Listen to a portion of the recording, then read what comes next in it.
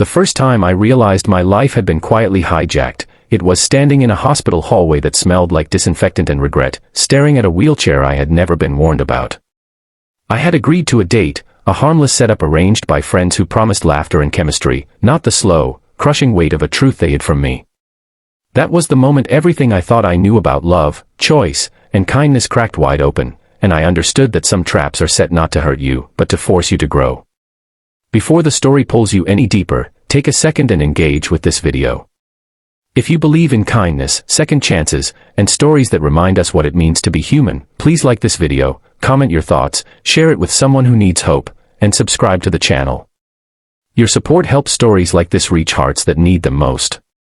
My name is Aaron Caldwell, and this happened in a quiet town outside Des Moines, Iowa, where winters feel endless and people pretend they are tougher than they really are.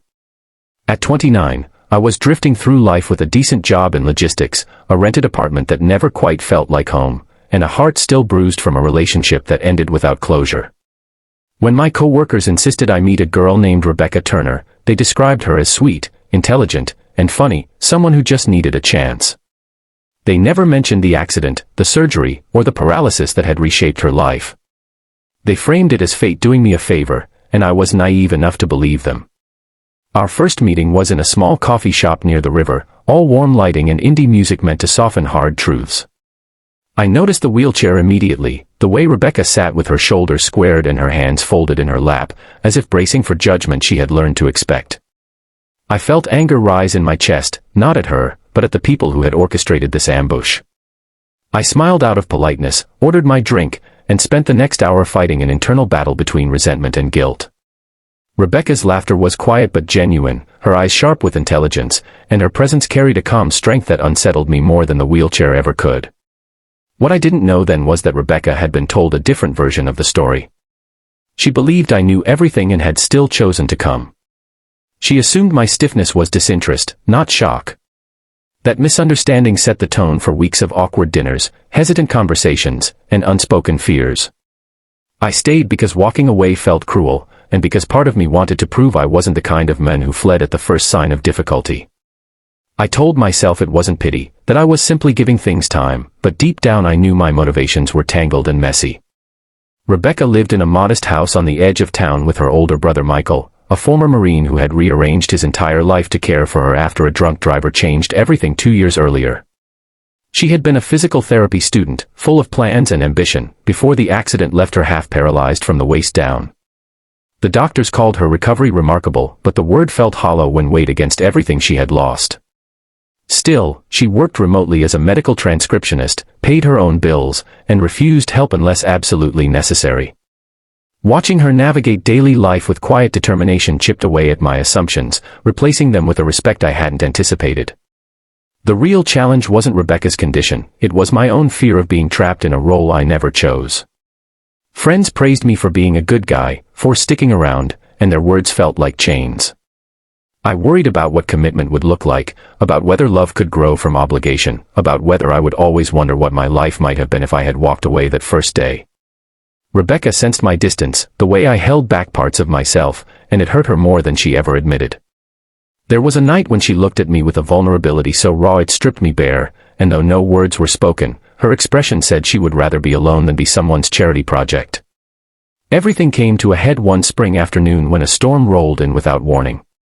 I had driven Rebecca to a physical therapy appointment in Cedar Rapids, and on the way back, traffic slowed to a crawl. Rain hammered the windshield, and tension filled the car like thick fog. I was exhausted, frustrated, and scared of the future, and it all spilled out in silence that felt heavier than shouting. When we finally reached her house, Rebecca didn't ask me to come inside. She simply looked at me with tired eyes, conveying a truth I could no longer ignore. She didn't need saving, and she didn't want a man who stayed out of guilt. That night, I went home and sat alone in the dark, replaying every moment since we met. I thought about the way Rebecca smiled when she talked about helping patients someday, even if she had to do it from behind a desk. I thought about how she celebrated small victories, like standing for a few seconds longer than the week before, and how she never let bitterness define her. I realized my fear wasn't of her paralysis, but of my own inadequacy. Loving her meant confronting parts of myself I had spent years avoiding. The next morning, I went back to her house, not with grand gestures or promises, but with honesty. I admitted how angry I had been about being tricked, how lost I felt, and how unfair it was that she had to pay the price for other people's manipulation. Rebecca listened without interrupting, her face unreadable. When I finished, there was a long pause that stretched my nerves thin. Then she nodded slowly, acknowledging the messiness of it all. In that moment, something shifted between us, fragile but real. From that day on, we rebuilt our relationship on truth instead of obligation. We argued sometimes, clashed over independence and boundaries, but each conflict brought clarity instead of resentment. I learned to help without hovering, to support without smothering. Rebecca learned to let someone in without fearing abandonment.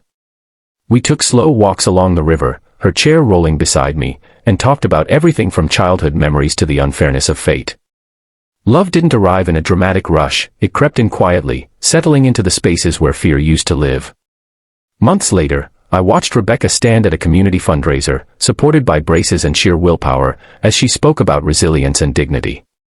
Her voice trembled, but her message was powerful, and the room erupted in applause. In that moment, I felt a swell of pride so intense it caught me off guard. This wasn't pity. This was partnership. This was choosing someone every day, not because it was easy, but because it was real. If this story is starting to reach you, if you feel the tightness in your chest that means something inside is shifting, please stay with it. And before the ending, I want to ask you something special. Drop a comment right now and write the word hope if you believe love can grow in unexpected places. Life didn't magically become perfect. Rebecca still faced pain, setbacks, and moments of deep frustration. I still struggled with doubts and the weight of responsibility. But together, we learned that love isn't about fixing someone or being fixed.